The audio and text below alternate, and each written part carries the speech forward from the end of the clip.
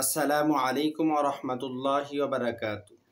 আমি মোহাম্মদ মুফতি জহিরুল ইসলাম আপনাদের সামনে নিয়ে এসেছি স্বপ্নের ব্যাখ্যা নিয়ে। কাছে এবং দূরে থেকে যারা আমাদের এই ভিডিও দেখতেছেন সকলকেই জানাই আন্তরিক মোবারকবাদ।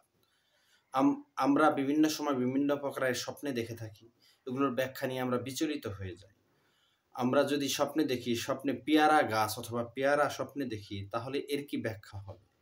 এই ব্যাখ্যা কি আমাদের জীবনকে ভালোর দিকে নিয়ে যাচ্ছে তার ইঙ্গিত বহন করে, নাকি খারাপের দিকে নিয়ে যাচ্ছে তার ইঙ্গিত বহন করে? পেয়ারা স্বপ্নে দেখা, বেশিরভাগ স্বপ্ন বিশারদগণ এই পেয়ারা স্বপ্নে দেখাটাকে অপছন্দ করেছেন। তারা বলেন তার রং অথবা পেয়ারার রং যদি হলুদ হয় তাহলে যে স্বপ্নদ্রষ্টা সে অচিরেই অসুস্থ হবে বোঝায়। কারো কারো মতে এমন সফর বোঝায় যে তার মাঝে কোনো কল্যাণ নেই।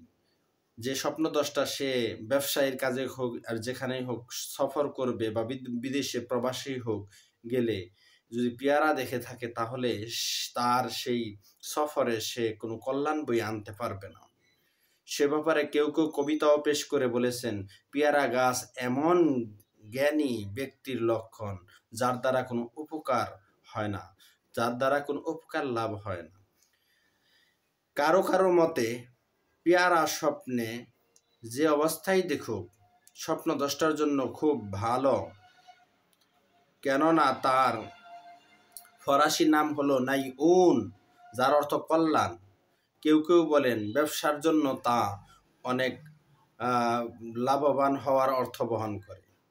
যদি কোনো রাজা বাদশাহ যদি পেয়ারা স্বপ্নে দেখে থাকে তাহলে তার রাজত্ব মজবুত হওয়ার ইঙ্গিত। সুবহানাল্লাহ।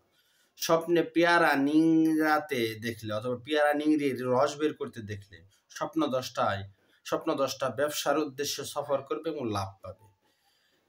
আল্লাহ তাআলা আমাদেরকে সঠিক স্বপ্নের ব্যাখ্যা অর্জন করার তৌফিক দান করুক। আমিন। আসসালামু আলাইকুম ওয়া রাহমাতুল্লাহ।